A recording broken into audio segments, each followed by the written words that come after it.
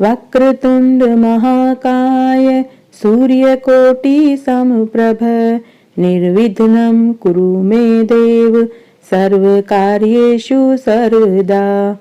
वक्रतुंड महाकाय सूर्यकोटि समप्रभ निर्विघ्नं कुरु मे देव सर्वकार्येषु सर्वदा। राधे राधे, जय श्री कृष्णा। मैं सीमा सिंह आप सभी को सादर प्रणाम करती हूँ। आज मैं आपको माघ मास के महात्म्य का 24वां अध्याय सुनाने जा रही हूँ। इस अध्याय में पिशाच रूप में राजा चित्ररथ के संताप की कथा का वर्णन आएगा। लोमेश ऋषि बोले कि हे द्विज, उस समय यमलोक में उस राजा को दुख देने वाली गति को सुनो। वह राजा नरक के दारुण दुखों से दुखी होकर एक नरक से दूसरे नरक में जाने लगा। एक नरक से दूसरे नरक में जाकर दुख भोगने लगा। उसके पश्चात कभी मूर्छित होने पर, कभी चेत आने पर अपार कष्टों को सहन करता हुआ पहले वह तामिस्र के दारुण नरक में गया, फिर अंध तामिस्र नरक में गया, फिर अति उग्र महारौरव व काल सूत्र नरक में गया, फिर अति घोर तापन और समतापन नामक घोर नरक में गया, फिर काकोल, कुड़मल और असीपत्र वन और पूर्ति मुक्तिका नाम के नरक में गिराया गया। लोह शंकु, मृगी यंत्र, शालमली मार्ग में शालमली नदी के महाभयंकर दुर्गम मार्ग में पड़ा, जहाँ भयंकर यातना दी जाती है, वहाँ उसे कठोर दंड दिया गया। विष्णु भगवान से द्वेष मात्र करने से वह 21 युगों तक भयंकर नरकों में यातना और दारुण दुख भोगता रहा।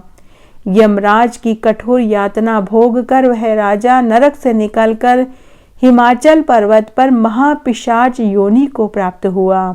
भूखा प्यासा एक जंगल से दूसरे जंगल में जाता था, जहाँ उसे भोजन व जल कुछ भी दिखाई नहीं देता था। सब दिशाओं में घूमता हुआ भावी सत्फल देने वाले प्लक्ष प्रस्त्रवण नाम के जंगल में गया।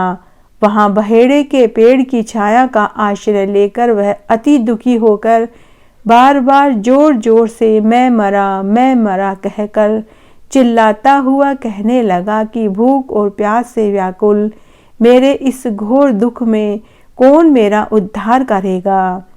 लोमेश ऋषि बोले कि इस प्रकार देवदूती ने, जो वेद पाठ कर रहे थे, करुणा भरे स्वर में रोते हुए उसके रुदन को सुना। उन्होंने वहां जाकर उस पिशाच को देखा, जिसका चेहरा विकराल, लाल लाल डरावनी आंखें, दुबला व काला शरीर, जिस पर काले बाल ऊपर खड़े थे, जो दूसरा यमदूत दिखाई पड़ता था, जिसकी जीभ हिल रही थी, लंबे लंबे होठ, लंबी लंबी सूखी जांघें नाड़ियों से मिली हुई थी, लंबे लंबे पैर, सूखा चेहरा, गड्ढे में घुसी हुई आंखें, सूजी ठठेरी वाले उस पिशाच को देखकर कौतुक में आकर वेद पाठी देवदूती ने पूछा कि अरे डरावनी आकृति वाले, तुम कौन हो और ऐसी करुण आवाज से क्यों रो रहे हो? तुम्हारी ऐसी अवस्था क्यों हुई? मैं तुम्हारा क्या उपकार करूं? मेरे आश्रय में आ जाने वाले प्राणी कभी दुखी नहीं रहते, हमेशा आनंद ही करते हैं। हे भद्रे, तुम जल्दी से कहो कि तुम्हारे इस दुख का क्या कारण है। इन प्रीति युक्त वाक्यों को सुनकर पिशाच ने रोना बंद कर दिया और दीनता पूर्वक बोला कि हे द्विज, मुझे किसी बड़े पुण्य से आपके दर्शन हुए हैं। ऐसा कहकर वह पहले वृतांत को कहने लगा। वह प्रेत बोला कि विष्णु भगवान से द्वेष करने के कारण मेरी यह दशा हुई है। हे ब्राह्मण, जिस हरि का नाम प्राण निकलते समय लेने से मनुष्य विष्णु पद को पाता है, हे द्विज, उस भगवान से जो प्राणियों का अंतरात्मा है तथा सबका पालन करते हैं, तीनों लोकों में धर्म का देने वाले हैं, जिसकी ब्राह्मण हमेशा तपस्या करते हैं, प्रार्थना करते हैं। ब्रह्म आदि सब देवता, सनकादिक सब योगी जिनको मुक्ति के लिए पूजते हैं, जो आदि मध्य और अंत में विश्व का विधाता है, सनातन है, अनादि है, उसी से मैंने द्वेष किया। मेरे पहले जन्म में किए सब पुण्य विष्णु देश रूपी अग्नि में जलकर भस्म हो गए। यदि कैसे भी मेरे इस पाप का अंत हो जाए तो मैं इससे मुक्त होकर मैं सिवाय नारायण के अन्य किसी देवता का पूजन नहीं करूँगा। विष्णु भगवान से द्वेष करके मैंने नरक के दारुण दुख बहुत काल तक भोगे और नरक से निकलकर अब मैं पिशाच योनि में आया हूँ।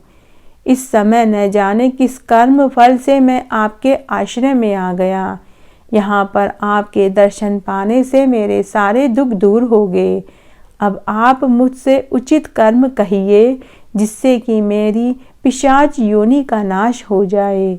देवदूत ही बोले कि अहो यह माया देवता, असुर तथा मनुष्य आदि सबकी स्मृति को नष्ट कर मोहित करती है, जिससे देवता में भी धर्म नाश करने वाला देश पैदा हो जाता है।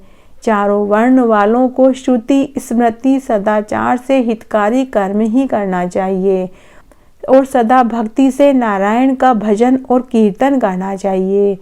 वेद विरुद्ध शास्त्रों में कहे हुए कर्मों को छोड़ देना चाहिए।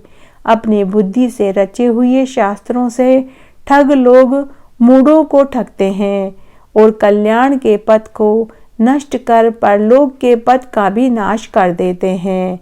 जैसे द्रविड़ देश का राजा सन्मार्ग में निष्ठा रखने वाला सच्चरित्र नारायण से विमुख होने पर नरक में गया था। असत् पुरुषों की संगति से मनुष्य हमेशा विपत्तियों के जाल में फंसता है। सत्पुरुषों को चाहिए कि वे हरि से कभी द्वेष न करें। लोमेश ऋषि बोले कि ऐसा कहने पर मुनि ने पिशाच को सुमार्ग के हितकारी वचन कहे। हे भद्रे, माघ मास में तुम प्रयाग में जाकर स्नान करो। वहां पर संगम स्नान से तुम पूर्व जन्म के सभी पापों से छूट जाओगे और पिशाच योनि से निसंदेह तुम्हें मुक्ति प्राप्त होगी और तुम स्वर्ग को प्राप्त हो जाओगे। यह सनातनी श्रुति है, इससे बढ़कर दूसरा कोई प्रायश्चित नहीं है। मृत्यु लोक में यह स्वर्ग और मोक्ष का देने वाला पथ है। गंगा जमुना के संगम के बराबर पृथ्वी पर अन्य कोई दूसरा स्थान नहीं है। कहाँ तो विष्णु, सूर्य, तेज, अग्नि, गंगा जमुना का संगम और कहाँ उसमें मनुष्यों के पाप रूपी तृण समूह की आहुतियां जैसे घने अंधकार को चंद्रमा दूर करता है, वैसे ही संगम स्नान सब पापों का नाश कर देता है। जिसके जल के कण का स्पर्श करने से केरल देश का ब्राह्मण मुक्त हो गया। ऋषि का ऐसा वचन सुनकर पिशाच के मन में बड़ी शांति उत्पन्न हुई और दुख से छूटने की बड़ी प्रसन्नता प्राप्त की और फिर विनय पूर्वक मुनि से केरल देशीय ब्राह्मण की कथा का महात्म्य पूछने लगा। इस तरह आज मैंने आपको माघ मास के महात्म्य का 24वां अध्याय सुनाया। मेरे साथ बने रहने के लिए आपका धन्यवाद। आगे के महात्म्य के लिए भी आप इसी तरह मेरे साथ बने रहें। धन्यवाद।